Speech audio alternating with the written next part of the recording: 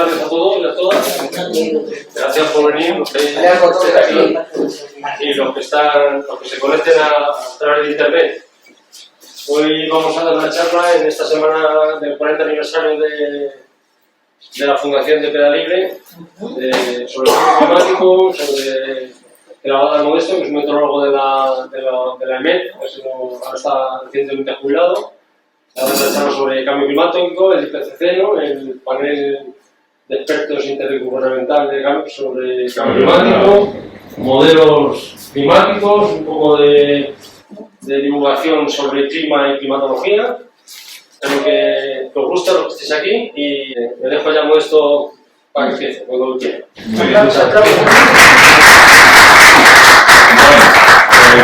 Como ha dicho Juanma, la charla esta es una charla divulgativa. Veis que tiene el logo de EMET. Aunque estoy jubilado, estoy autorizado por la presidencia, expresamente, para poder seguir impartiendo este tipo de charlas divulgativas, que las venía haciendo ya cuando estaba en activo y ahora de jubilados también. Lo habéis titulado en el cartel, yo lo pongo aquí siempre como cambio climático, evidencias científicas, y es lo que yo voy a contar, las evidencias científicas de lo que hay. La última vez que di esta charla, que fue este verano, o la penúltima vez que di esta charla, comentaba que quizás ya no hacía falta, que no era necesario, que está tan claro que yo no sé si tenía mucho sentido estar hablando de esto. Bueno, pues no, sí tiene sentido porque me encuentro cada vez con más negacionistas de lo que yo creía. Bueno, vamos con el tema. Lo primero, algunos conceptos básicos que os quiero contar. Yo espero no aburrirlos mucho, si os aburrís me lo decís y ya voy más deprisa o más despacio. Y lo primero es distinguir entre tiempo y clima. Y entre las dos ramas que estudian esto, la meteorología y la climatología. El clima, que es de lo que vamos a hablar hoy, es algo que es característico de un lugar.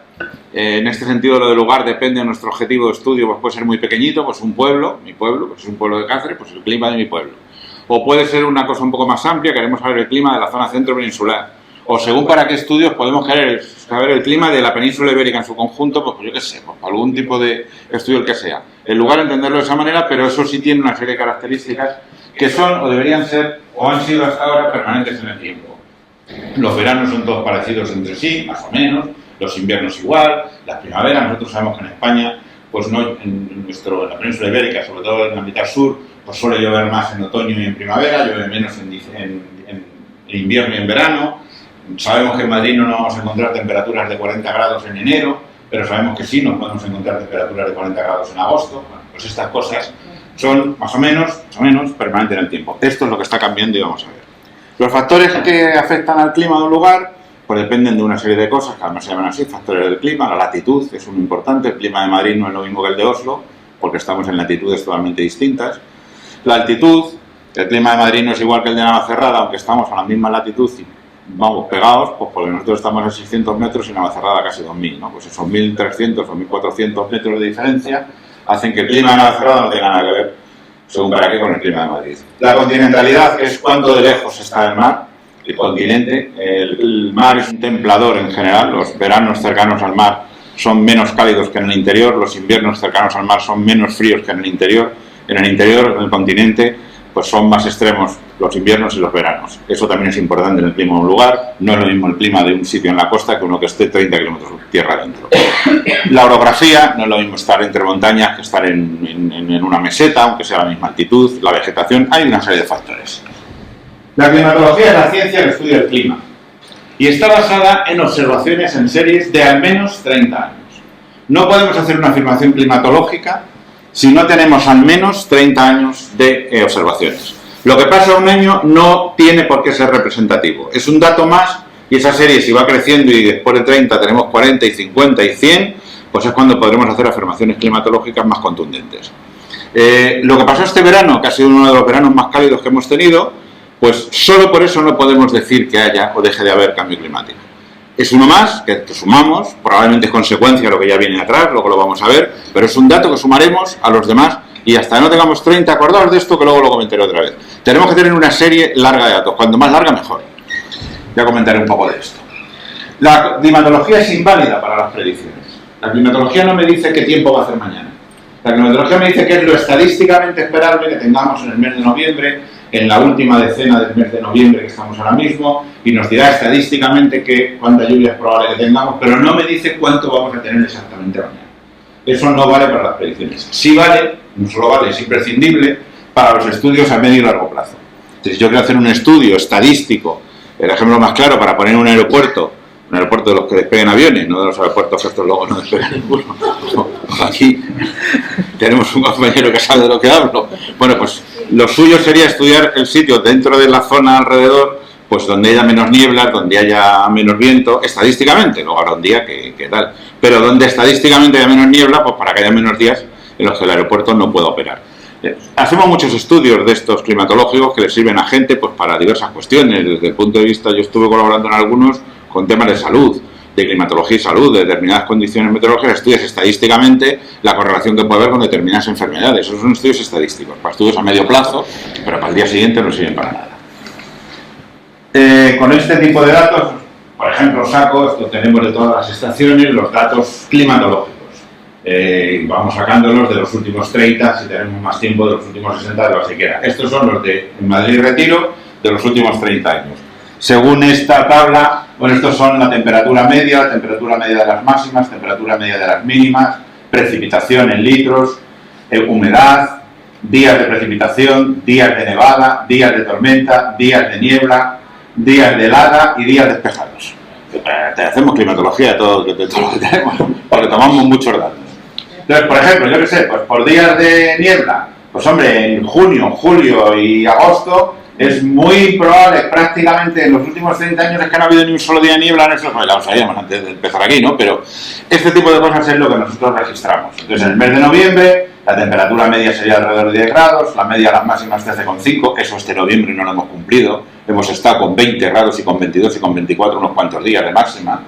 La media de las mínimas 6,3, hemos estado muy por encima de las mínimas, de hecho va a bajar pasado mañana y parece que va a hacer frío, pero va a estar en la climatología pasado mañana, lo del resto del mes que vamos no.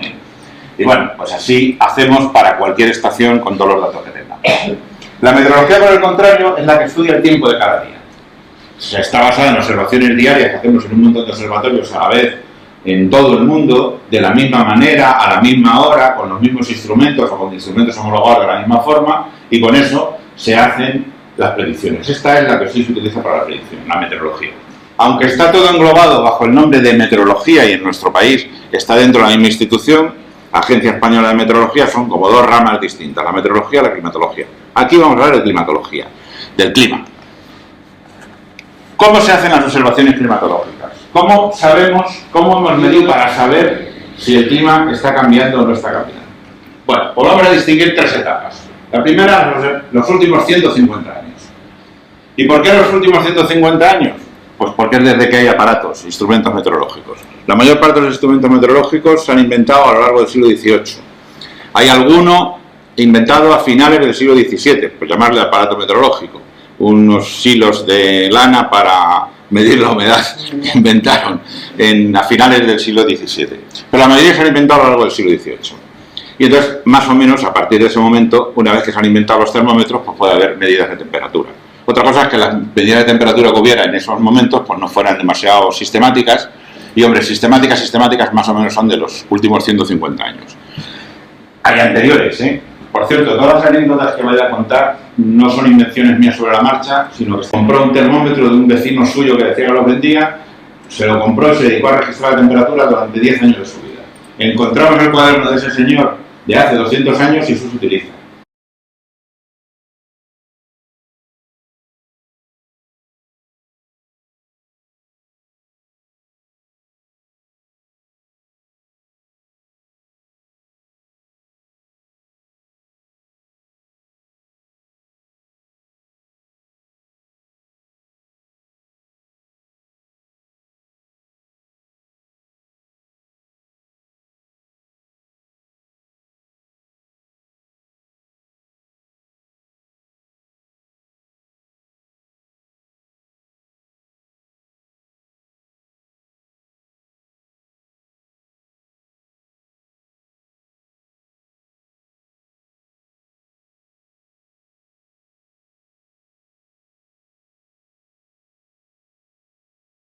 No es la estación más antigua de España. La estación más antigua de España es la de San Fernando de Cádiz. Lo que pasa es que San Fernando tuvo un periodo largo de casi 20 años que no tuvo observaciones. Y entonces la serie más larga que tenemos es la de Retiro. En Retiro tenemos datos para poder hacer afirmaciones en toda regla. Muchas estaciones no son tan antiguas, pero hombre, estaciones de 70 años sí tenemos ya, y acercándose a 100 y esas cosas, que ya tenemos muchas estaciones con datos. Las más antiguas dos, alrededor de 120, vamos a poner. Retiro ya tiene más, 140 años. Bueno, pues en estos últimos 150 años, la manera de hacer la observación para establecer criterios climatológicos es observación instrumental, o sea, con el termómetro. Esto es una garita con un termómetro normal y corriente, que es este de ahí, un termómetro húmedo, que es este de ahí, un termómetro de máxima, que es este, y uno de mínima. Las observaciones se hacen en un receptáculo que se llama garita meteorológica, es un armarito que está en el aire. Esto los puede dar una clase de asuntos ya que queráis, perfectamente. El pluviómetro, que sirve para medir la precipitación, el barómetro, que sirve para medir la presión, en fin. En los últimos 150 años tenemos datos de instrumentos que se han medido de manera, en general, sistemática desde principios del siglo XX o finales del siglo XIX, y de manera asistemática desde antes incluso. Tenemos medidas, entonces esto es una medida, no es, pues yo creo que hizo mucho calor, no, hizo este calor, lo que dijo el termómetro. Eso en los últimos 150, y antes de que se hubieran inventado los termómetros, ¿qué? En los últimos 1000. Pues en los últimos 1000 tenemos que tener estimaciones indirectas. Ahí no tenemos medida porque no se habían inventado los termómetros. Y entonces tenemos que estimar, no saber con certeza, pero sí estimar qué es lo que pasaba. Y básicamente hay dos fuentes de información. Una, los documentos. Documentos de gente que escribió lo que quisiera escribir. Es decir, pues una persona que era el cronista de la villa, que lo sabía y que se dedicó en el siglo XVI o en el siglo XV a escribir, pues hoy, día de San Patricio, llovió mucho. Bueno, se ha puesto que el día de San Patricio llovió mucho. Entonces,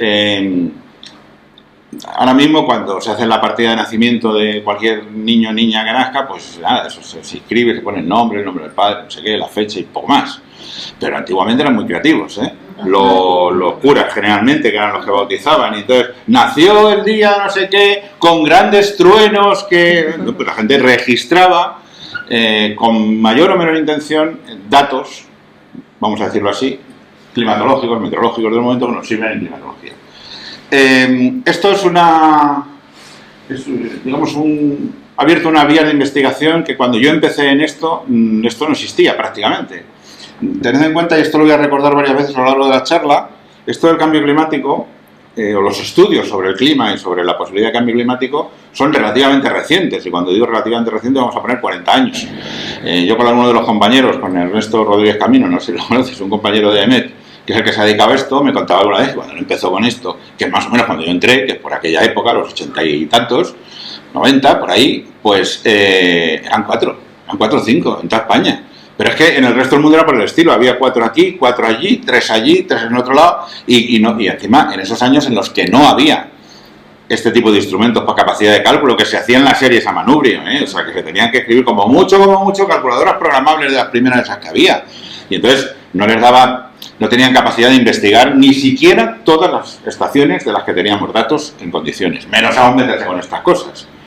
Además, en esos años 80, 90, este tema no estaba, vamos a decir, de moda. Quiere decir, dentro del mundo científico también hay modas, y de repente se pone de moda algo y todo el mundo se pone a investigar sobre eso. Se pasa la moda. En aquel momento, en estos temas, de lo que se estaba investigando más era la lluvia ácida y de la capa de ozono.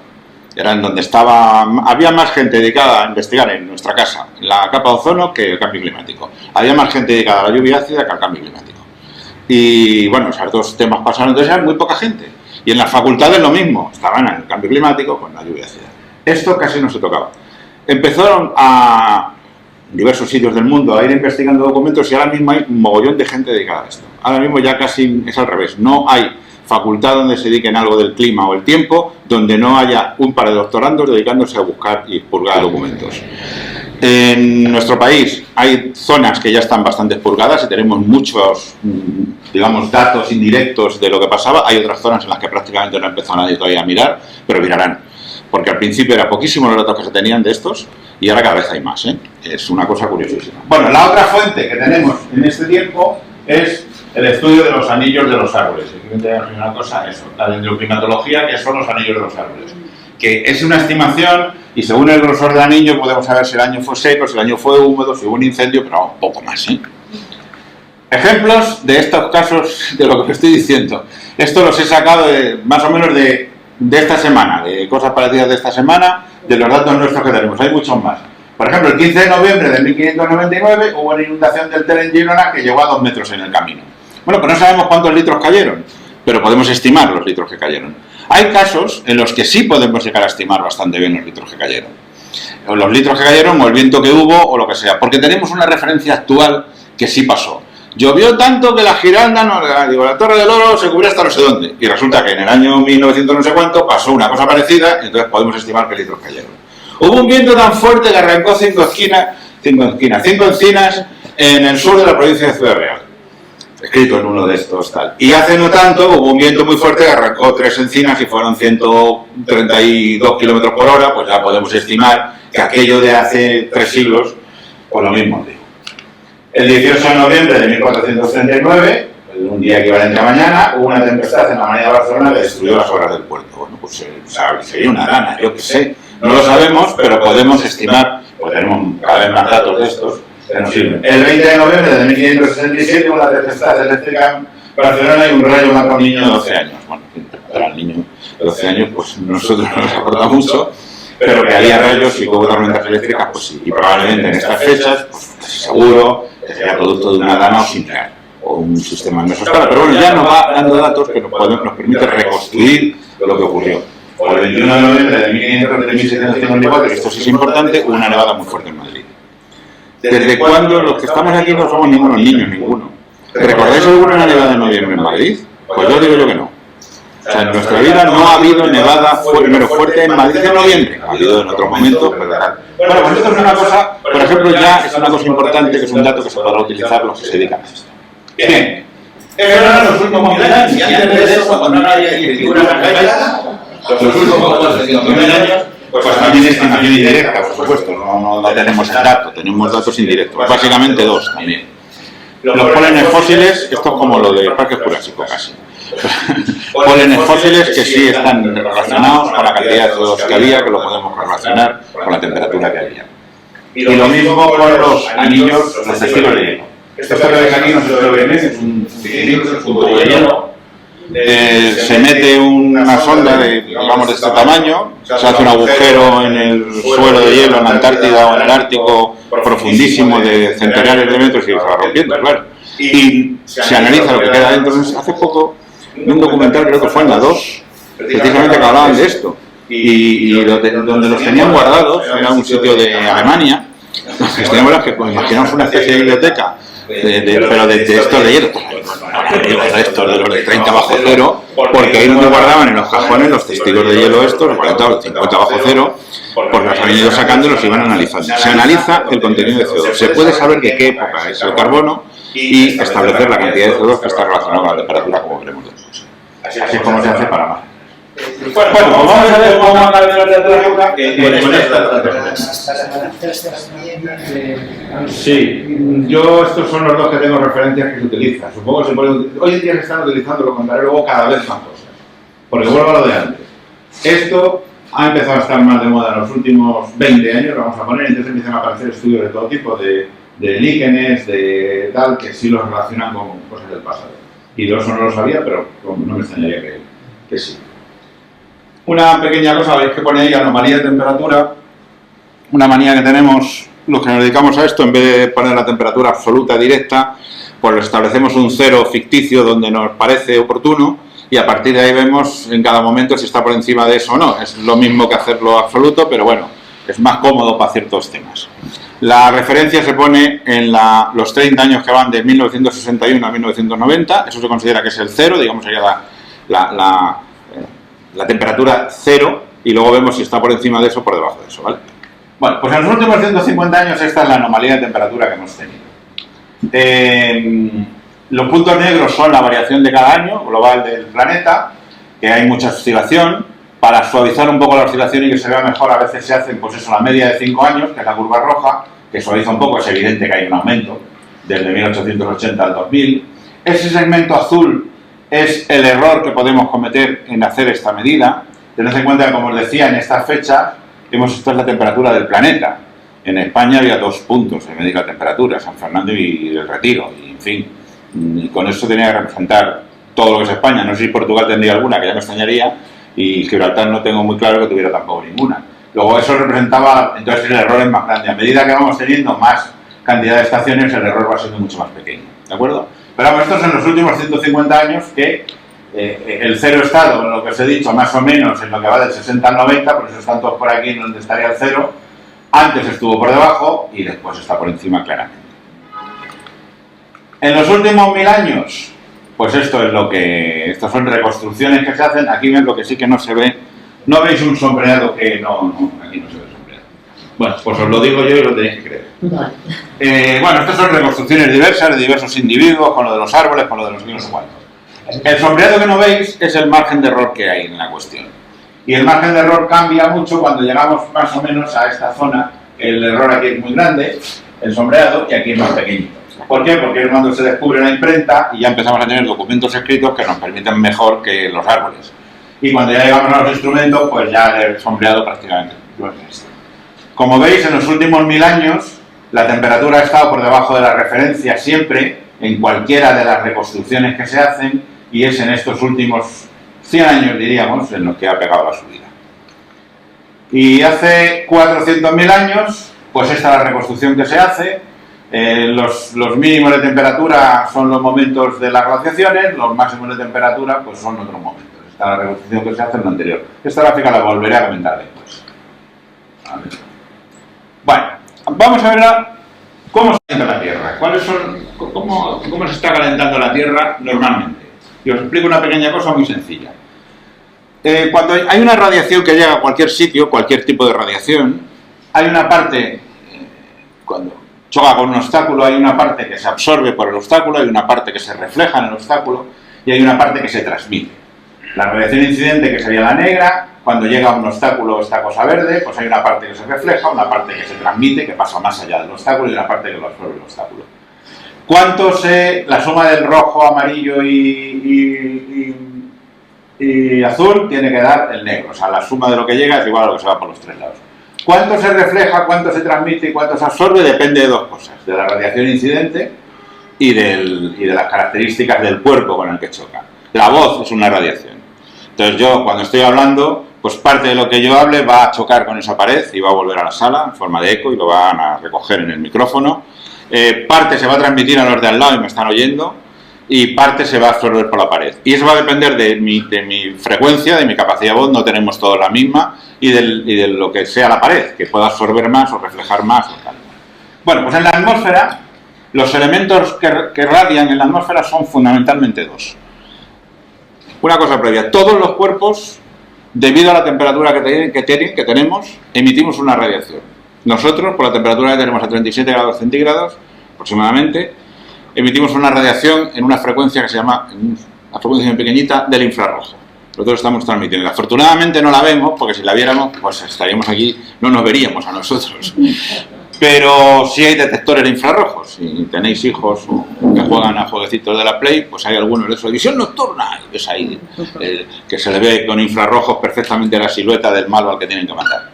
Bueno, pues los elementos que emiten radiación en el sistema de la atmósfera son el Sol, que tiene unos 6.000 grados, y con esos grados lo que está emitiendo es en muchas frecuencias, en el ultravioleta, en el visible, que por eso vemos, y en el infrarrojo, y la Tierra, que por su temperatura media de unos 15 grados más o menos, se emite en una serie de frecuencias del infrarrojo. Esos son los 2 elementos que reflejan.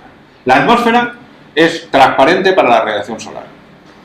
Refleja un poco de la radiación terrestre. Cuando no hay nubes, esto es cuando no hay nubes. Sin nubes, la atmósfera, la radiación solar, como si no, llega como si no hubiera nada. Al suelo, calienta el suelo calienta la tal. Pero la radiación terrestre que sale, cuando no hay nubes, parte se devuelve a la Tierra. Y las nubes reflejan parte de la radiación solar y reflejan parte de la radiación terrestre. Aquí hay un dibujín con nubes, eso sí, y es lo que intenta representar. Lo amarillo es la radiación solar, según cómo sea la nube, pues se transmite más o se refleja más, se refleja poquito en las nubes estrechas, pequeñas, en las nubes gordas se refleja más, parte llega a la Tierra, parte llega menos. La roja es la radiación terrestre saliente, que rebota, vamos a decirlo así, en las nubes y vuelve a Tierra. Pero no hace falta que haya nubes, Donde no hay nubes también se devuelve radiación saliente infrarroja de la Tierra. Esta energía de vuelta de la Tierra que vuelve se le ha llamado ya efecto invernadero, greenhouse effect en inglés. Es el calentamiento de la Tierra debido a la radiación terrestre de vuelta por las nubes o por la atmósfera cuando no hay nubes. La idea del efecto invernadero yo creo que se entiende bastante bien. Todo el mundo sabe lo que es un invernadero y el invernadero, pues la radiación solar atraviesa el cristal, calienta lo que hay dentro y no se escapa pues, porque está cerrado. Entonces, pues la idea no es mala, para que nos entendamos. Las nubes producen efecto invernadero, es decir, rebotan la radiación terrestre, pero hay una serie de gases cuando no hay nubes que también producen el efecto invernadero, que se llaman, ya sabéis que esto del cambio climático les gusta mucho poner las siglas, gases de efecto invernadero, GEI. Gases de efecto invernadero, si leéis GEI, esos son gases de efecto invernadero. El vapor de agua, el CO2, que es del que más se va a hablar normalmente, el dióxido de carbono, el metano, los clorofluorocarbonados, hay más, hay unos cuantos, se miden todos, se sabe lo que están, ahora vamos a hablar de ellos. Una cosa importante es que el efecto invernadero es imprescindible para la vida en la Tierra, tal como la conocemos. Si no hubiera efecto invernadero, la Tierra estaría alrededor de 18 grados bajo cero, de media, que la media ahora mismo en la Tierra es de unos 15 grados. Entonces el efecto invernadero es necesario. Esto es una de las primeras cosas que vamos a llamar los escépticos del cambio climático, ya por los 80, 90, decían, bueno, que hay efecto invernadero, ya sabemos que hay, es que si no hubiera, ¡sí! Entonces, vale, sí, es necesario que haya efecto invernadero, pero si pasase, pues eso. Hay multitud de cosas que encontraréis en internet sobre el efecto invernadero, dibujines, unos más monos, otros menos monos. Lo importante es que os quedéis con los gases del efecto invernadero. Hay otras causas, además de estas que son las fundamentales, las que más calientan que las que no voy a centrar, que son como externas, en las que también se han intentado apoyar inicialmente los más escépticos, por no llamar negacionistas. Vuelvo a repetir lo que dije antes, en los años 80, mediados de la década de los 80, de los 80 a los 90, hasta mediados de los 90 incluso, había relativamente pocos estudios, había poca gente dedicada a esto de analizar si estaba cambiando el clima. Entonces era relativamente fácil, entre comillas, decir, bueno, es que, joder, me vas a decir cómo es el clima de España con 3 estaciones, no es representativa una.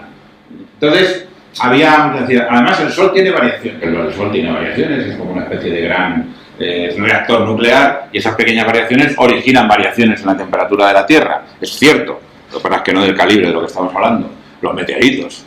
Hay causas internas que no tienen que ver solo con nosotros, hay causas naturales, los volcanes emiten aerosoles naturales que enfrían la atmósfera.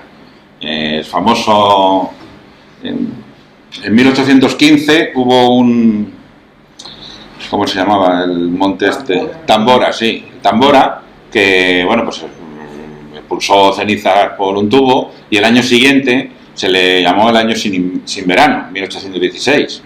Los cuadros de Turner, el pintor romántico inglés, pues que esos colores tan raros parece que no es que hubiera tomado LSD ni nada por el estilo como se llegó a escribir, sino que es que eran los colores que de verdad había en la atmósfera, porque resulta que fue el año ese en el que no hubo verano.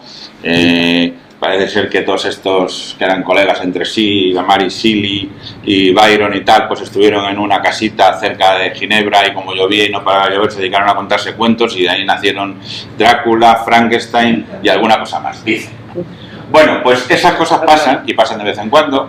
La erupción que hemos tenido aquí en Canarias no enfría un poquito, pero no afecta mucho. Aquella debió ser terrible. Y esas cosas ayudan a enfriar los aerosoles. Y luego las causas internas de la Tierra, las producidas por la actividad humana, que es el aumento de concentración de gases de efecto invernadero. Se le llama forzamiento radiativo en todos estos estudios de climatología y de cambio climático a todo aquello que va a alterar el balance radiativo. El balance radiativo sería, vamos a suponer que no hemos actuado en nada, hay una serie de nubes, hay una serie de concentración de CO2, hay un balance de calentamiento de la Tierra y por eso la temperatura media es 15 grados, que os decía antes, ¿no? Si hay algo que lo cambie, se le llama forzamiento, es una traducción del inglés un poco mala, forzamiento radiativo. Si son de los que calientan, es un forzamiento positivo. Si son de los que enfrían, es un forzamiento negativo. Los aerosoles de un volcán es un forzamiento negativo, por ejemplo. Entonces, los hay positivos, los hay negativos que enfrían y esto se analiza siempre. Una duplicación del CO2 aumenta la temperatura de la Tierra, reduce la energía saliente en 4 vatios por metro cuadrado. Esto tiene su importancia, lo he puesto aquí, luego os diré por qué, lo de los 4 vatios. Entonces, el CO2 va a aumentar el efecto invernadero, un aerosol va a disminuir el efecto invernadero porque va a enfriar.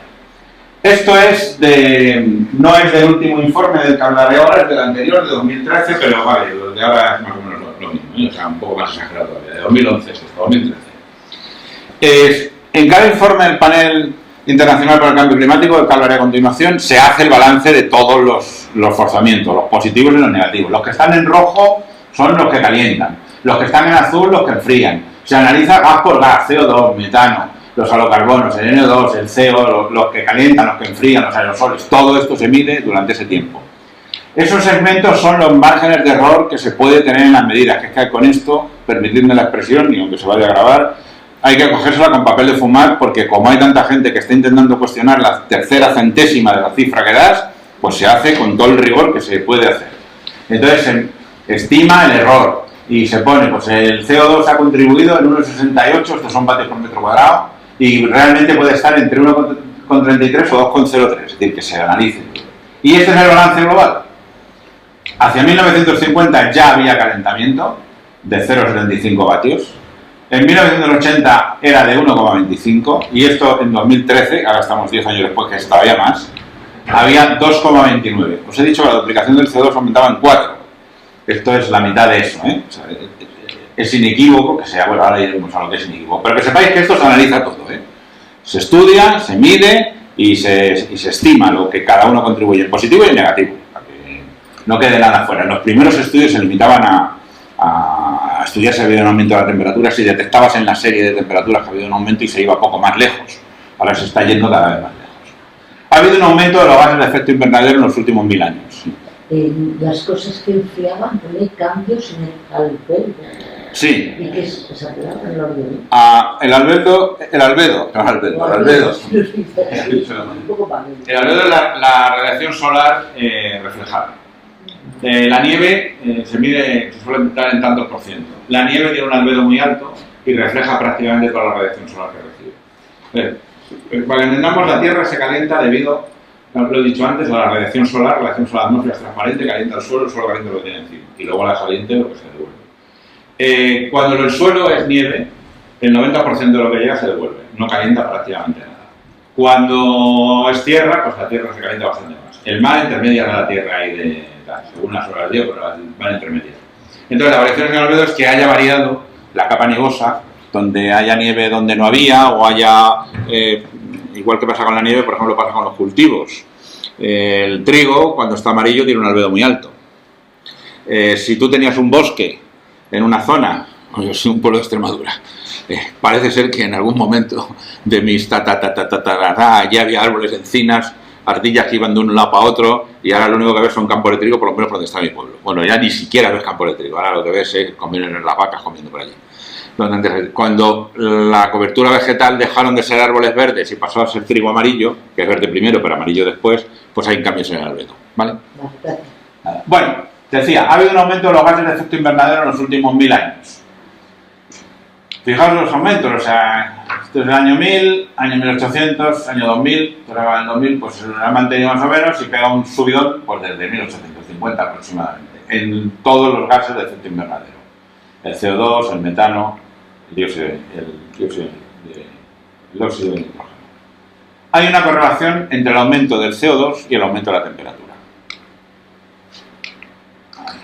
Esta os lo iba a poner antes. Arriba está el CO2 en los últimos 400.000 años y abajo la temperatura. Como veis, casi es coincidente, mínimo de temperatura y mínimo de CO2. Máximo de CO2, máximo de temperatura.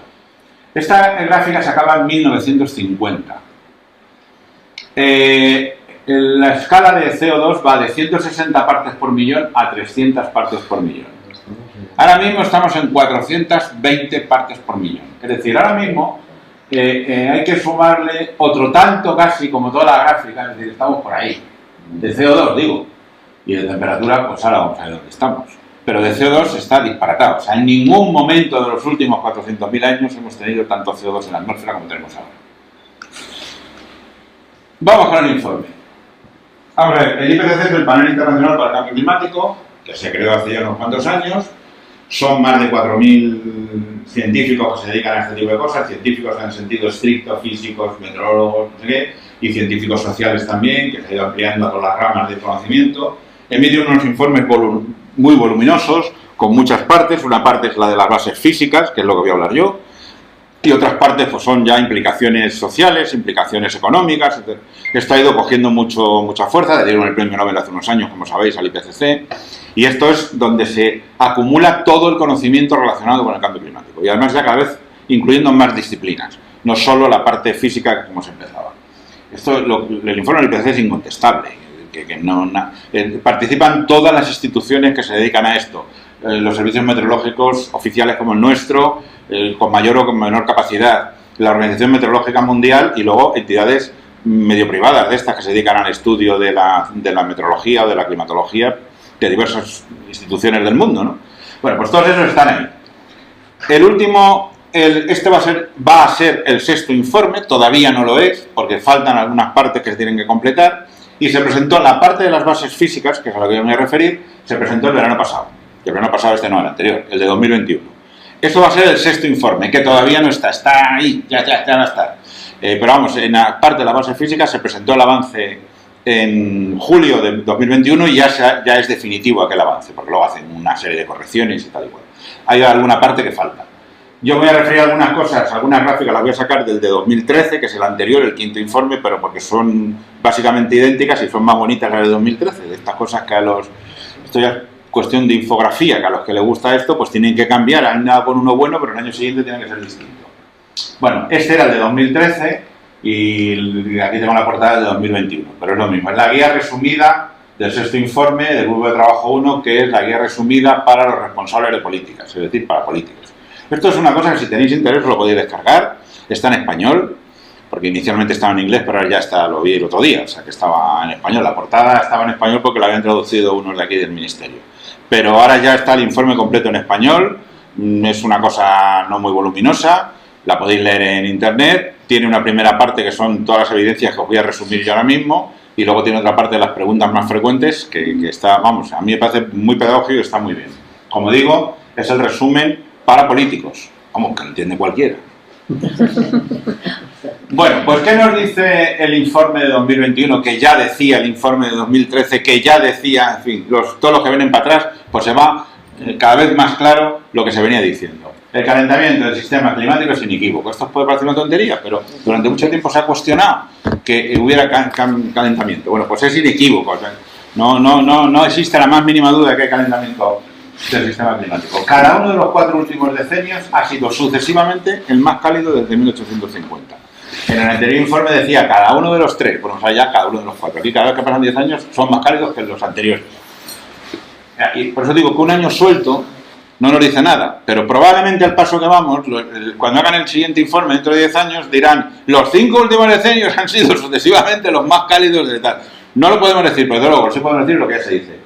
Cada uno de los 4 últimos decenios ha sido sucesivamente el más cálido desde 1850. Es decir, hace 40 años fue el más cálido que se registró, el siguiente fue más cálido que el anterior, el siguiente más cálido que el anterior y este último más cálido que el anterior. Los últimos 40 años han sido los más cálidos de los últimos 1400, que se dice pronto, pero pensadlo por un momento. Ha habido un aumento, y ahora voy a referirme a esto, de 1,09 grados entre 1880 y 2021. 1,09 del planeta. En tierra el calentamiento ha sido de 1,54 grados y en el mar ha sido un calentamiento de 0,88. En los primeros estudios lo del mar ni se miraba casi. Todas estas cosas van siendo recientes, ampliando el foco y cada vez midiendo más cosas. Pero es que lo del mar es muy importante porque el mar es un sumidero de CO2. Entonces, si el mar también se está calentando, la cosa es bastante más seria de lo que pueda parecer. Entonces, bueno, pues quedaos con eso. Luego, desde 1950 hay cambios sin precedentes de decenios a milenios y se sabe que la atmósfera y el océano se han calentado. Durante mucho tiempo costó demostrar que la atmósfera se había calentado, o sea, que la Tierra se había calentado. Pues ya os digo, porque se hacían medidas con relativamente pocas estaciones, enseguida te las cuestionaban, encima hubo alguno que hizo trampas, sí, es verdad, hubo uno que hicieron trampas una vez en uno de los datos, pero ahora mismo hay tal cantidad de datos, tal cantidad de estudios, porque esto ya está, ahora mismo hay capacidad de cálculo, se analiza todo lo que se tiene, absolutamente todo lo que se tiene, o sea, todas las estaciones que tengamos atendidas por personal, automáticas, lo que sea, se puede analizar absolutamente todo. Pero es que van apareciendo muchísimas otras cosas. Los biólogos se dedican a analizar variaciones que ha habido en especies animales debido a la temperatura. Los botánicos se dedican a analizar variaciones que ha habido en las plantas debido a la temperatura. Entonces ya es abrumador el asunto.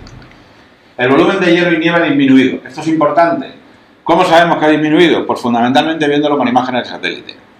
Los satélites se lanzaron y empezaron a emitir hacia los 70, los primeros años de los 70, pero operativos no han estado hasta la segunda década de los años 70 y los años 80. Hasta ese momento no estaban operativos. Nosotros, que somos copropietarios del Meteosat, lo tuvimos unos años entre 1977, si no recuerdo mal, y 1980, que estaba ahí mandando cosas, pero todavía no se utilizaba operativamente.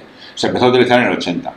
Del 80 aquí han pasado ya 40 años, 42, 45. Ya tenemos una climatología de satélites.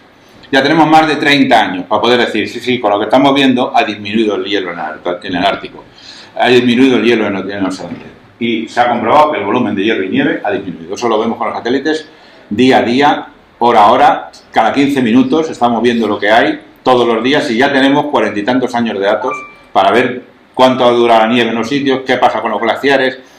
Hay otros datos indirectos, todos habéis visto las fotos de los glaciares estos de Austria, ¿no? De dónde estaba hace no tanto y dónde está ahora, y esas cosas. Pero además de eso, tenemos una evidencia que son las imágenes satélites. El nivel del mar ha subido 20 centímetros en un siglo. Esto es curioso. Os lo cuento como curiosidad. Como os digo, al principio los que se dedicaban a esto se dedicaban a coger las temperaturas de unas cuantas estaciones y analizar a ver si se había subido y poco más, es que no daban. A medida que ha empezado a haber estudios, se han empezado a buscar cosas, se han encontrado cosas en bibliotecas y tal. Entonces esto es curioso porque en el norte de Europa, de Europa continental, digamos, es decir, en Holanda, norte de Alemania, Dinamarca, viven ahí a nivel del mar. El mar, por debajo del nivel del mar en algunos sitios y de toda la vida han construido diques, si habéis estado alguna vez en Holanda o por ahí, pero que han construido diques y que tenían su sistema de aviso desde el siglo XIX. Tenían sus sistemas de aviso por si aquello del dique no aguantaba y tal y cual. En las novelas románticas alemanas hay una muy importante de Schimmelgeiter, el jinete blanco, que es de estos que había un señor que es el que se dedicaba a vigilar el dique y tocaba una campana si el agua lo podía superar. Bueno, aparece el jinete blanco con la cabeza por aquí y esas cosas, en el cuento. Pero había unos funcionarios que se dedicaban a vigilar el mar para ver si a las poblaciones les pasaba o no les pasaba. Bueno, por dentro de las vigilancias resulta que en Holanda se pusieron a medir el nivel del mar. Medir el nivel del mar, la subida, es muy complicado, porque hay mareas que suben y bajan todos los días, hay perturbaciones meteorológicas, frentes que hacen que si se suman a la marea, pues es cuando tenemos olas de no sé cuánto y a ver quién es el guapo que establece todos esos tal. Bueno, pues lo lograron establecer con un sistema de cuerdas con nudos metidos en el agua, medidas a no sé cuánto, pues al final tenían un estudio por ahí hecho que resulta que se ha podido comprobar que ha subido 20 centímetros en un siglo el nivel del agua del mar.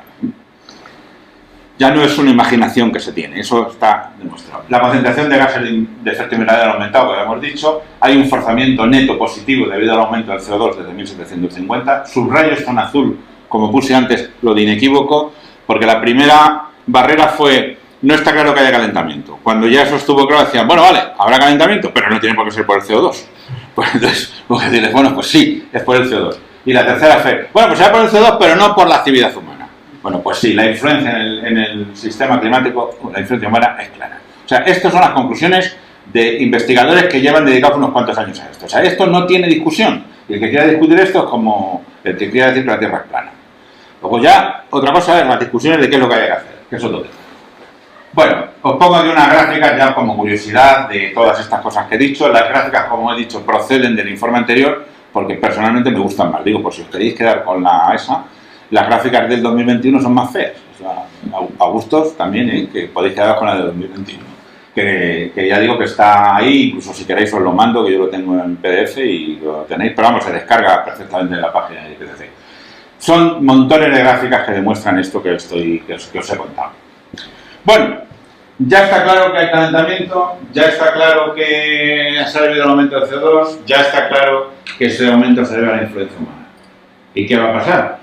¿Qué podemos hacer? Pues es lo que intentan hacer los modelos climáticos.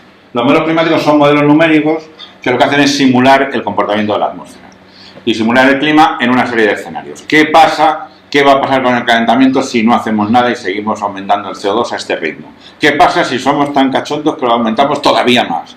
¿Qué pasa si lo reducimos? Ese tipo de cosas. Entonces, es una proyección de futuro, con las ecuaciones, se hacen simulaciones, se consideran todas las retroalimentaciones.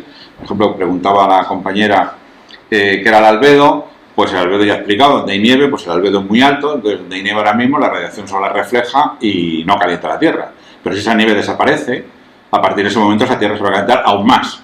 El calentamiento produce que desaparezca la nieve, donde desaparece la nieve se calienta más. Es una retroalimentación positiva. También las hay negativas, ¿eh? Hay un tipo de nubes, o sea, el aumento de temperatura aumenta la evaporación aumenta el número de nubes, hay un tipo de nubes, los estratocúmulos, que esos en el balance global enfrían la Tierra. Si se aumentaran muchos estratocúmulos, pues eso es una retroalimentación negativa. Eso genera una cosa que enfría. Entonces, bueno, pues eso se tiene en cuenta y estos modelos sí tienen incertidumbres. O sea, esto es una cosa que proyectamos lo que va a ocurrir, conocemos las ecuaciones bastante bien, las interacciones del océano, la atmósfera y tal, pero sí tiene un cierto margen de incertidumbre estos modelos. Incertidumbre no quiere decir ignorancia, ¿eh? Quiere decir que si se dice va a aumentar, se va a elevar el nivel del mar y la cifra que se da en el modelo son, por decir una cosa, 1 metro, pues pueden ser 70 centímetros o pueden ser 1,20 metros. Hay incertidumbre, pero no hay ignorancia. No decimos 1 metro, pues vamos a poner 1 metro, no sé, por poner algo. No, sale de algún sitio, pero tiene un cierto margen de error. A esto se han agarrado algunas personas, a las incertidumbres reales de los modelos climáticos, para decir que todo lo que tiene que ver con el clima tiene incertidumbre. No. Lo que he contado hasta ahora no tiene ninguna incertidumbre, ¿eh? Esto sí tiene incertidumbre. Bueno, el mantenimiento de las emisiones de efecto invernadero causará mayor calentamiento, como ya nos podemos imaginar cualquiera, y lo que pasa es que esto lo proyecta. En este último informe habla de 4 escenarios, digamos, especiales. Uno, lo que llaman emisiones muy altas, que sería que aumentásemos aún más. Ese 8,5 hace referencia a, bueno, pues le llaman, ¿cómo se llama esto? Trayectorias de emisión de CO2. Pero básicamente una es mantener emisiones muy altas, que es lo que pasaría con el CO2, cómo va aumentando. Emisiones altas, que son las que tenemos ahora. Otra es que disminuyamos la mitad de la concentración de CO2. Y otra, que se llama emisiones medias, y otra que hagamos todavía más bajas que eso, incluso 1/5 de muy bajas. Distintos escenarios, cómo estaría el CO2 y en consecuencia cómo estaría la temperatura. Esto lo que tiene de bueno, en mi opinión, es que contempla escenarios incluso de disminución del CO2. Que yo creo que es una opinión personal aquí, ya no es que es algo que hay que entender, ¿no? Entonces, bueno, pues plantean todo esto y esto es lo que se está planteando en el informe, aunque lo que he leído también en la prensa de lo que va a salir de la cumbre del clima es que vamos a ir aquí o aquí, como si nos pongamos tontos. Bueno, cogiendo los dos de arriba, el de emisiones muy altas y el de emisiones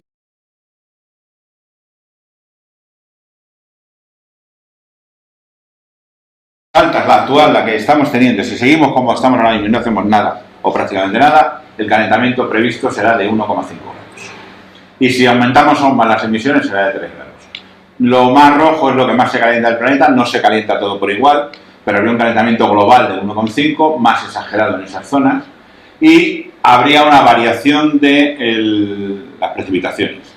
Las precipitaciones, el régimen de precipitación sería diferente, aumentarían las precipitaciones en algunas zonas como los trópicos, donde ya hay hoy en día la zona de convergencia intertropical, eso sería todavía, habría mayores, y algunas aumentarían en la zona norte de América y en la zona norte de Europa por encima de los países nórdicos y disminuirían en otros sitios como nuestro país o como esta zona de África. Entonces, aparte, habría disminución más exagerada en el caso de que las emisiones aumenten. Esto sería mantener la situación actual, que se aumentasen más. Tienen también en el modelo las otras, las contrarias, ¿eh? Pero bueno, yo he querido sacar estas que me parece que esto es en lo que nos estamos moviendo. Si iremos a más calentamiento, iremos a aumento a disminución de precipitaciones en nuestra zona. Y de eso sale, de esta última, de lo que tenemos ahora mismo si no hacemos nada, el aumento de zonas de sequía. Se ve fatal. Yo cuando lo tenía se veía como bueno, pero bueno, os lo cuento, creo que se adivina lo que hay ahí. Esas son las zonas donde se proyecta un aumento de sequía, que son, por ahí arriba estaría Estados Unidos, esto es el sur de Estados Unidos, México, Centroamérica, que es por aquí, toda la parte de Norteamérica del Sur, Chile, toda esta zona aumentaría la sequía respecto a lo que era mismo, manteniendo la situación actual. En el sur, en el cuerno del sur de África, en esta zona de África y todo el norte de África y el Mediterráneo, toda la cuenca mediterránea, estos son zonas donde aumentaría la sequía. Es decir, no quiere decir que el año que viene vaya a haber más sequía que este año, pero sí vamos a ir conociendo cada vez más periodos de sequía si no hacemos nada. Esto es la cosa. Y bueno, que sepáis que los tenéis, si tenéis interés en ello, las tenemos puestas, se actualizan me parece que son cada 3 meses, las proyecciones climáticas, en la página de MED hay una cosa que se llama proyecciones climáticas para el siglo XXI. Pues lo metéis ahí y vienen regionalizadas, que se llaman regionalizadas, incluso aquí ya están hasta por comunidades autónomas. Y entonces vienen una serie de gráficas de casi todo lo que os podéis imaginar. Temperaturas, precipitaciones, olas de calor, días de lluvia, cantidad de lluvia, no sé qué, todo esto, lo que van dando los modelos, pues está representado en los distintos escenarios, ¿no? El no hacemos nada, el hacemos algo más o hacemos un poco menos. Si tenéis interés, pues ahí las tenéis, se saca una, pues para que lo vierais, de España peninsular, pero ya digo que ahí está por comunidades autónomas. Y nada más, por mi parte, no sé si os ha interesado. Y la presentación, ahí la tenéis, y cualquier otra cosa que queráis. Y no sé. Si queréis alguna pregunta o eso, a vuestra disposición. Si todo es global,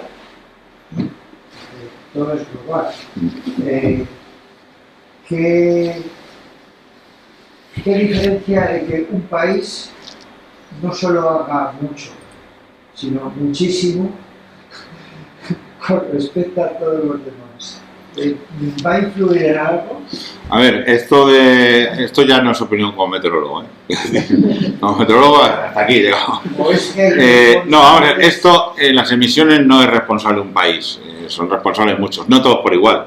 Se debe decir que Tanzania que nosotros, Estados Unidos, o en general los países de la OCDE, para resumir así de alguna manera, los países del norte, porque Sudáfrica es de lo que estaría más bien en este grupo, pues somos los que más emitimos a mucha distancia de todos los demás, está claro. Desde luego, como no haya un acuerdo real global, como se salga en Estados Unidos y China, pues ahí pueden poner de acuerdo los demás lo que quieran, que da lo mismo. Eso es así, creo que somos todos conscientes de ello. De hecho, se habla de fracaso de la cumbre del clima precisamente porque los que más se tenían que poner las pilas no se las ponen. Es así de claro. O sea, esto no... Lo que pasa es que yo creo que está aumentando. Yo soy optimista, a pesar de todo. Soy escéptico por un lado porque estos veo que no están por la labor, pero soy optimista. Me ha gustado el informe, lo que contaba antes, que plantea escenarios de disminución de CO2. Y además yo he dado la parte científica. Es decir, se disminuye el CO2 por disminuir la temperatura y tal igual. Pero en ese gran informe están las partes sociológicas y económicas también. Y lo que vienen a decir, eso es posible. O sea, no están diciendo, no es una locura que vamos a acabar todos en taparrabos. No. Esto es una cosa que es posible, que hacen determinadas políticas, es lo que vienen demandando que se haga. Yo creo que cada vez hay mayor conciencia con este tema. Incluso en los países que emiten más. Cada vez hay más gente que es consciente de esto. Lo decíamos al principio, sí, también hay cada vez más negacionistas. Porque quieren negar lo que les molesta. No quieren cambiar de modelo de vida, vamos a decir así, porque todos somos conscientes que si queremos que se disminuyan las CO2 tendremos que corregir cosas, ¿no? Todos y todas. O sea, tenemos que dejar de hacer cosas que hacemos estúpidamente. Yo qué sé, yo me pongo malo cada vez, no ahora, este año, porque haya guerra en Ucrania, ¿eh? Yo me pongo malo siempre cuando en invierno veo las estufitas estas que están en las terrazas. A mí yo soy el primero que me gusta estar en una terraza tomando una cerveza, pero es que eso se está tirando, pero tirándolo. Es como si dejáramos un grifo abierto. Todo el mundo tiene claro que no deja un grifo abierto, ¿verdad? Pues esto, queriendo. Pues es que esto es lo que estamos haciendo. O sea, tener una estufa en la calle es, no sé, no calienta que tiene al lado. Y no solo contribuye a calentar eso, pero vamos, que eso está desperdiciando combustible de una manera disparatada. De hecho, no fumes, o yo qué sé. Con el COVID les ha venido de miedo cuando dejaron las terrazas, pero ahí se han quedado las... Y yo tenía la esperanza de que con todo este contexto que hay, eso lo prohibieran, pero vamos, lo prohibieran.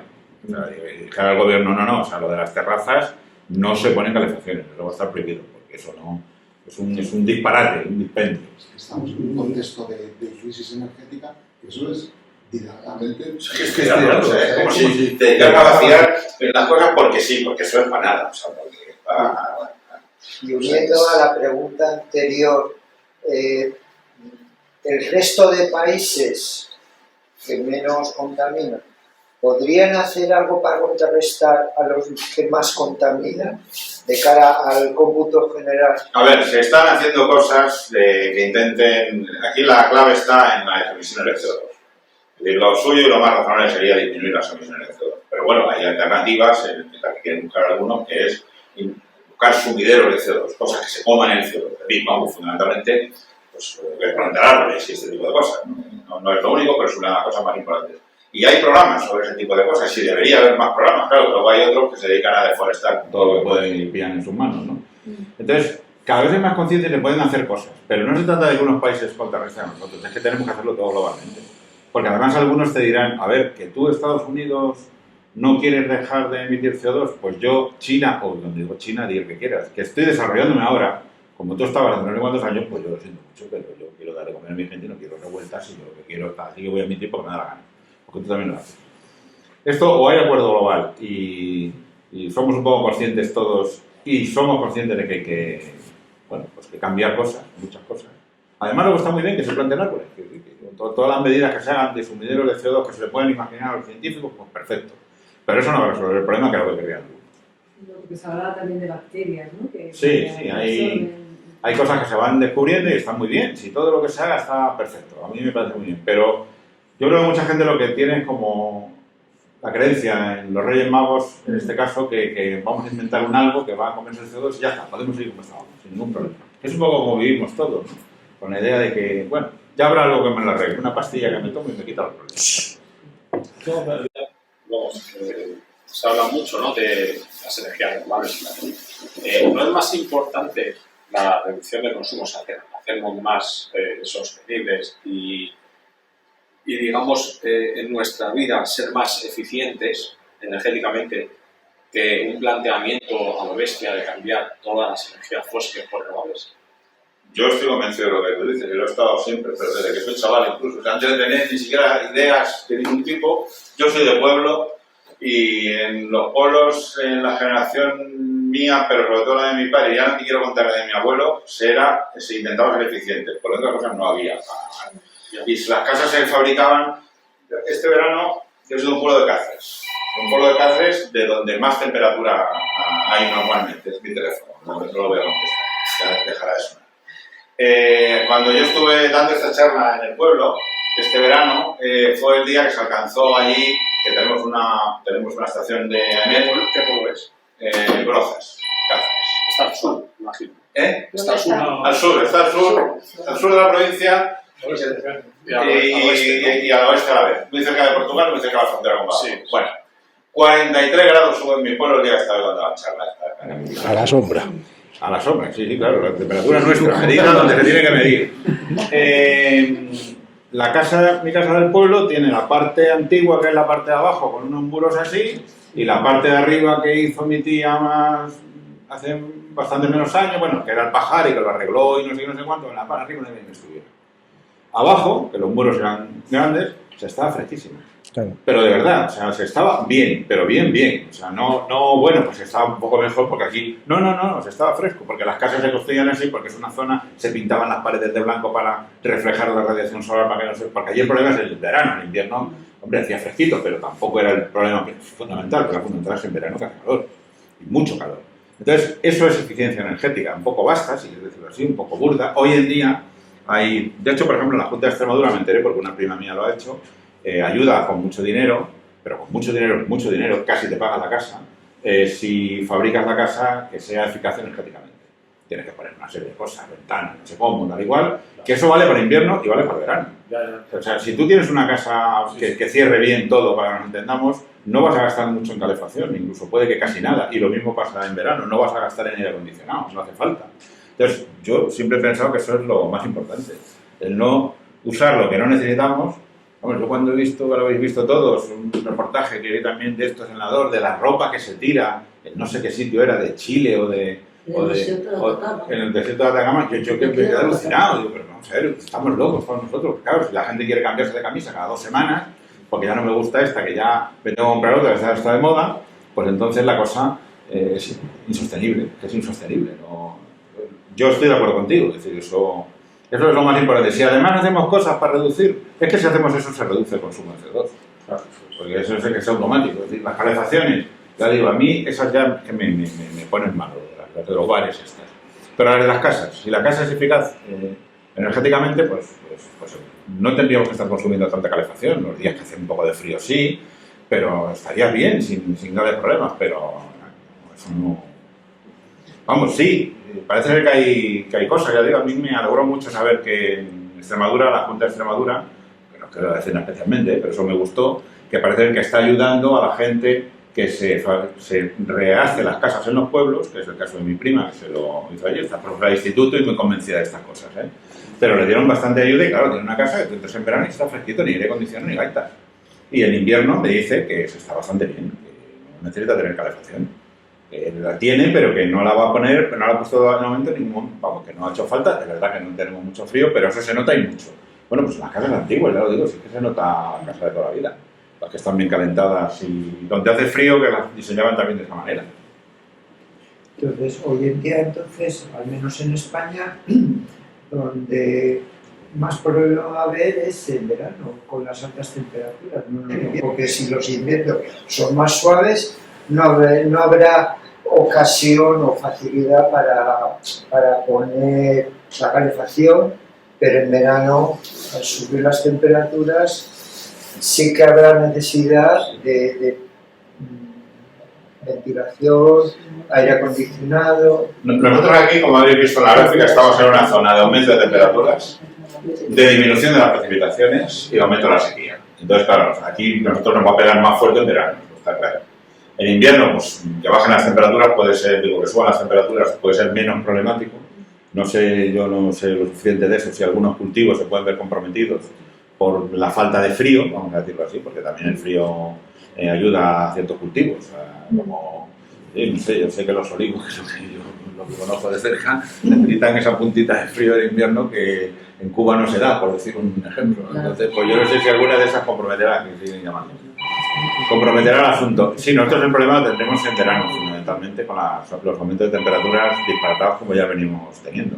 Como decía que os contaba un compañero de trabajo, el que empezó con estos estudios, decía, no te preocupes por las horas de calor, cada vez va a haber menos olas de calor, va a haber una sola ola de calor, que va a durar desde mayo hasta octubre. Creo que me llama tan insistente. Casi espantoso este verano. Decían que era el menos caliente. Bueno, este es un verano muy caluroso y eso hubo uno que dijo en la tele que eso es un disparate. Es decir, este es el más fresco que vais a vivir. No, eso no. Este ha sido un verano muy caluroso, habrá otro que será más fresco, habrá otro que será caluroso, habrá otro que será todavía más caluroso que este, habrá luego otro que no.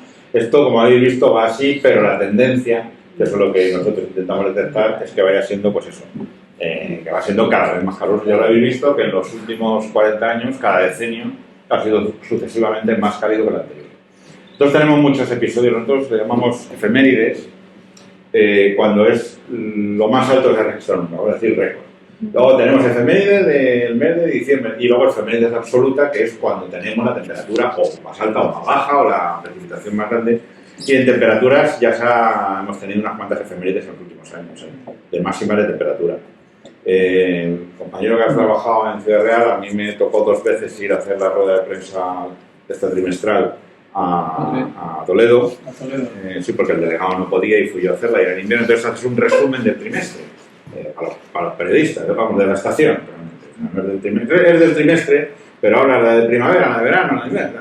Entonces haces un resumen y dice lo más destacado. Pues las temperaturas han estado por encima de lo normal, han estado lo normal, han estado... Subes un poco, entonces pues pensaba que las efemérides, pues me aluciné que habíamos tenido, cuando yo hice la rueda de prensa había habido varias efemérides del día más cálido, varios días distintos en estaciones diferentes, absoluta, de la más alta registrada en Toledo, no sé qué. Entonces eso, un día no significa nada como este verano, pero cuando vas acumulando estas, pues sí se van notando y vamos a verano cada vez más. Ya de chiste, eso sí, lo que decía el otro. Lo que decía una única ola de calor. Yo quería preguntarte una cosa, es que era cuando son los dos efemérides, me acuerdo de repente de Filomena. Filomena, ¿en qué contexto lo metemos? Bueno, pues ese estaría en la variabilidad. Sí, no, eso nosotros no teníamos registro de eso. Ha sido la tormenta, la nevada más importante que ha habido en Madrid registrada en esos 140 años que tenemos de registro. Ha habido alguna que se acercó, pero ha sido la más importante. Eso, variabilidad climática. Filomena no quiere decir que se haya acabado el cambio climático. Si empezara a haber filomenas cada 6 años, para que lo entendamos, eso no lo sabemos, yo creo que no, pero suponiendo que lo que pasase es cuando entonces climatológicamente empezaremos a revisar, porque empezarán a cambiar esos valores climatológicos, la temperatura media bajaría, porque el problema no fue la nevada, porque fue un problema. El problema fue que hubo 3 o 4 días después a 10 grados bajo cero, y sobre todo fue que no nos creyeron, pero eso ya es otro tema. Porque esa fue una predicción buenísima, y las autoridades no nos quisieron creer. Por lo que fuera. Bueno, por lo que fuera no, por cuesta de dinero, quiero decir. La nevada yo la recuerdo perfectamente, porque además estuve en contacto con los compañeros que hacen la predicción. Me he dedicado 10 años de mi vida a la predicción operativa, y entonces y me dediqué, entre otras cosas, cuando estaba en estudios de desarrollo, a predictores de nevadas, y entonces estuve muy encima del asunto. Se hizo la predicción perfecta, se dijo cuándo iba a empezar, cuándo terminó, y se aceptó, vamos, perfectamente. Empezó un viernes por la tarde, mediodía por la tarde. Eso significa que si hubieran hecho lo que tenían que hacer, a lo mejor no habrían dado abasto para todo la nieve que cayó. Pero si hubieran puesto todas las máquinas quitanieves de las que se disponía, o que se podían adaptar, en el caso del Ayuntamiento de Madrid, a funcionar desde el viernes por la tarde, habrían tenido calles despejadas. Pero eso implica dinero. Eso implica pagar a gente que tiene que trabajar el sábado y el domingo, que no tenía turno en un principio. Entonces yo creo primero que no se creyeron la predicción de que iba a ser tan grande la nevada. Y la que no se creyeron, porque esa es otra, que ha habido veces que en Madrid ha caído una nevada muy importante, bueno, los habéis visto más de una vez y más de dos, que al día siguiente no queda nada. Que cae un día, pum, y luego pues, suben las temperaturas, porque además generalmente con una situación de frente cálido, y entonces pues, suben las temperaturas después, entonces pum, pum, pala. Desaparece la nieve casi con la misma velocidad con la que ha caído. Dura horas. No se creyeron que después venían 4 días de temperaturas de 10 grados bajo cero. Que la nieve no se iba a ir, y no solo no se iba a ir, sino que se iba a helar, y entonces ya la ven, y Dios que le metiera mano, que es lo que pasó. Entonces, pues, ellos pensaron, bueno, no va a nevar, y si nieva, para el lunes esto está limpio. Y un dato de ese año, que luego el invierno fue muy corto realmente. Sí. O sea, intenso, pero muy corto. Hay una situación, tengo por ahí otra charla preparada, de una... Seguro que del fenómeno del Niño habéis oído hablar. Bueno, pues en el Atlántico hay otro, que la gente ha oído hablar de eso, la oscilación del Atlántico Norte. Entonces es una cosa semejante a lo del Niño, parecida, del mismo estilo, vamos a decirlo así, y cuando se dan determinadas situaciones de nao negativas, cuando tenemos las nevadas en el sur de Europa, no solo en España, sino en el sur de Europa. Y esto coincidió con un episodio, una época de nao negativa. Cuando tenemos nevadas así más o menos generalizadas, un invierno que es 1 de cada 10 en la península ibérica, sobre todo en la mitad sur, suele ser en situaciones de nao negativa. Eso también varía con el cambio climático, pero en principio ese tipo de cosas son variabilidades más o menos naturales. Si se empezara a repetir, pues habrá que ver qué es lo que está ocurriendo. Pero no son los patrones de precipitación que están dando los modelos climáticos lo que va a ocurrir. Eso es pues, una anécdota, por decirlo.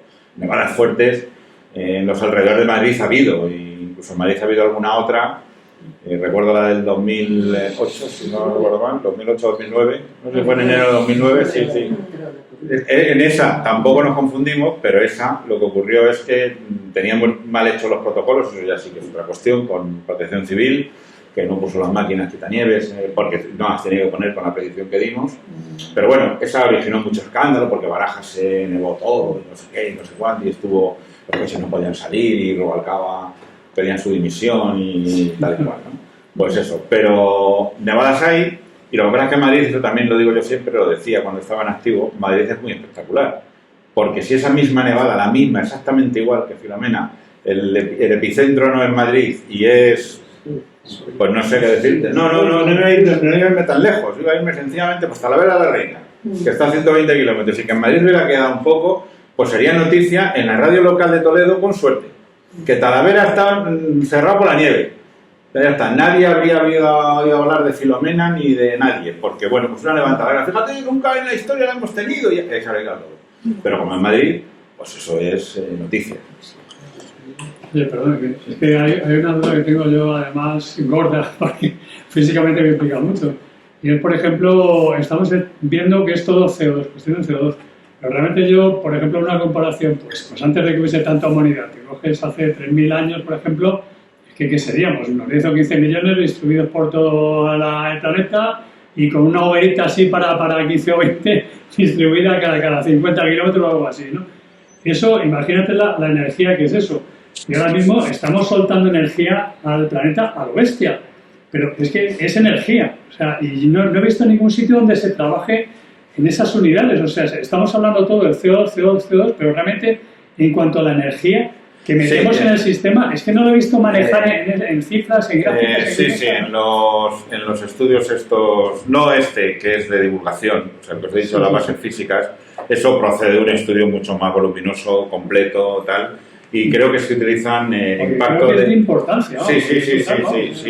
Sí, miden lo de la energía que está inyectando al sistema. Y es que estoy pensando que, por ejemplo, alucinar se van a encontrar que había habido un primer golpe de cambio climático hace unos 4.000 años o algo así, que fue cuando se inició el cultivo del arroz, porque realmente hubo muchos bancales en muchas zonas lacustres por Asia y demás continentes, ¿no?, que realmente se pusieron en cultivo y se aumentó muchísimo el metano, el nivel de metano, tanto por los animales con que se trabajaban como por convertir zonas normales en zonas lacustres, ¿no?, y que ya había sido un primer forzamiento, y eso es poquísima cantidad de energía, ¿no?, comparado con lo que realmente estamos soltando. No, estamos pero sí lo miden, sí miden la energía que se está metiendo el sistema.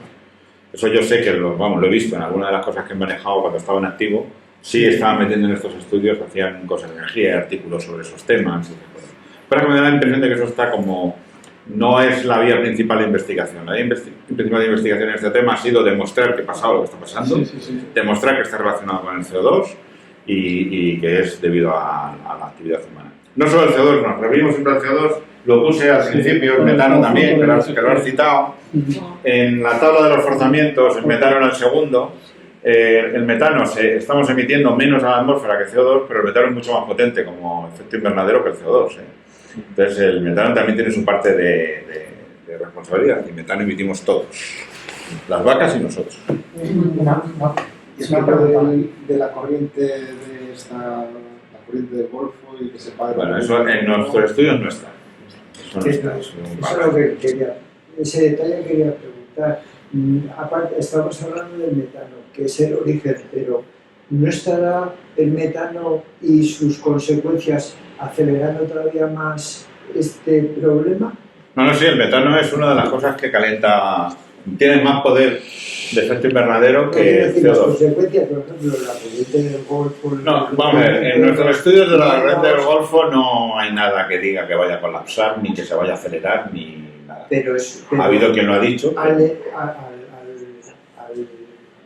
Al fundirse los polos, el hielo del polo, eso puede causar una diferente corriente, y esa diferente corriente puede causar repito, en los estudios que hay no se detecta alteración de la corriente del Golfo. Ha habido alguno que ha dicho por ahí que tal, pero eso no está en estos estudios de aquí del clima.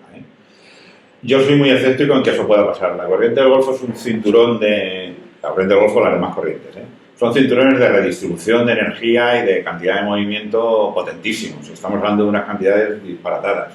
Entonces podría intensificarse un poco, reducirse un poco, pero no tanto como llegar a colapsar. O sea, no sé si alguien puede dedicarse a medir eso, porque estamos hablando de cantidades disparatadas para que eso pudiera ocurrir. O sea, eso va a seguir existiendo porque va a haber zonas de más. Lo que sale es que tenemos zonas de distinto calentamiento y eso se tiene que redistribuir. Eso es lo que hace que estas corrientes podría modificarse y que sea un poco distinta y que vaya un poco por otro lado, pero al final la Tierra lo que hace... A ver, la Tierra se calienta por la radiación solar y de energía de vuelta. Vamos a quedarnos con la radiación solar, que calienta donde es de día. Desde noche no, ahora mismo aquí no hay radiación solar que esté calentando absolutamente nada. Pero dentro de unos meses será al revés, será aquí donde esté calentando. Bueno, mañana por la mañana aquí estará calentando y en otra parte del planeta no. En otra época del año aquí calentará más horas y en otra no. Calienta. Ese calentamiento lo que va a hacer es que haya un movimiento de masa de aire ascendente. Esa masa de aire sale de un lado y va a intentar ir a otro, en una cosa que además está girando, y que encima está girando torcida, porque no está así, está así. Entonces ese giro torcido y además se está moviendo y tal, lo que hace es estar constantemente intentando equilibrar todo, porque los movimientos atmosféricos, los movimientos de las corrientes oceánicas es intentar equilibrar, y su objetivo sería, si pudieran, que toda la Tierra tuviera la misma temperatura, tuviera la misma cantidad de humedad, tuviera la misma cantidad de... Eso no lo consiguen nunca, está siempre... Entonces las corrientes son una parte de esa redistribución. No veo yo que se vaya a alterar, o si se altera será, pues que variará un poco por dónde va, pero esa redistribución la tiene que seguir teniendo, porque va a seguir habiendo distinto calentamiento en distintas partes del planeta. Por ahí no, de luego, estos no dicen nada en el informe. Sí, bueno, no, decía y tal que aún me ha parecido ver en la última diapositiva que has proyectado que aún en el escenario más optimista el calentamiento global sube. No, entonces, es que he puesto, a ver, no sé si son esta la que decía. Sí. Estas son anteriores al informe de 2021. Esto es como lo medían anteriormente y el 4,5 este que sí sube, ese de 4,5, sería eso sería mantener la situación actual. O reducir un poco la situación actual. Que sería un calentamiento pero mucho más leve que el de los otros. Estos gráficos los tienen que rehacer ahora con los nuevos escenarios que se plantearán informe en el sexto informe. Tardarán, ¿eh? Que si estos van actualizando cada 3 meses me parece, pero hasta que llega el nuevo informe, se adaptan los nuevos criterios, no sé qué, porque esta terminología es la del informe, la del quinto informe. Más o menos estamos en noviembre, pues pienso que para la primavera ya en las páginas de MED estarán con la terminología del nuevo informe, que voy para atrás un momento. Aquí, esto es la nueva terminología que utilizarán, la de SSP5, SSP3, SSP2, SSP1. Mascarilla. Esto es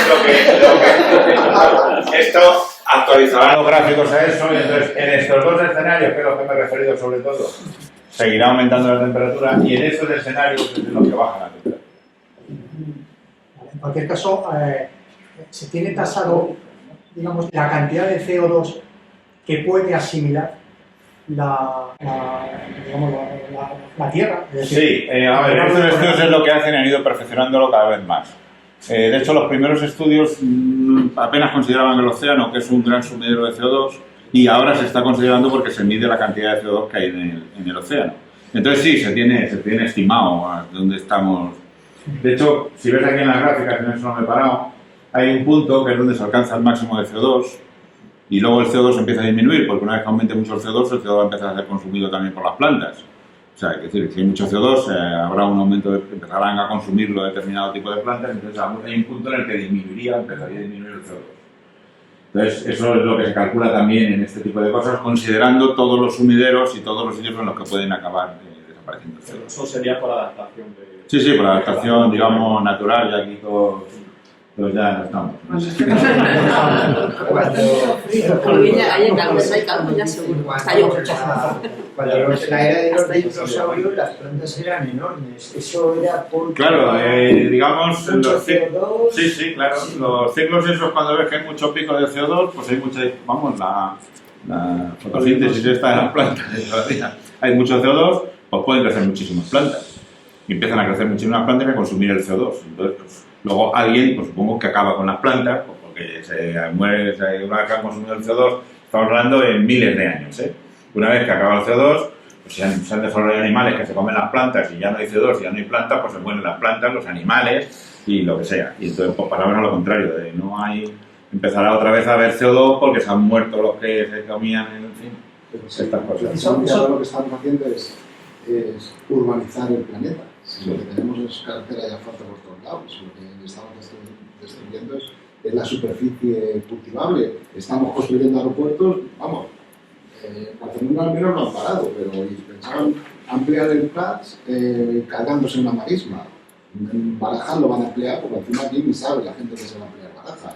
O sea, bueno, habéis hablado de los aeropuertos, de Castellón igual, estamos todos a base de Madrid o la Comunidad de Madrid es de las zonas geográficas del planeta con más kilómetros de autovía por habitante que en California, y eso salen las imágenes de 26 carriles en la autopista hecha de la de Santa Bárbara, yo qué sé. Estamos destruyendo el espacio donde la planta... No está claro. Eso no hay duda. Eso no hay duda. Bueno, pues...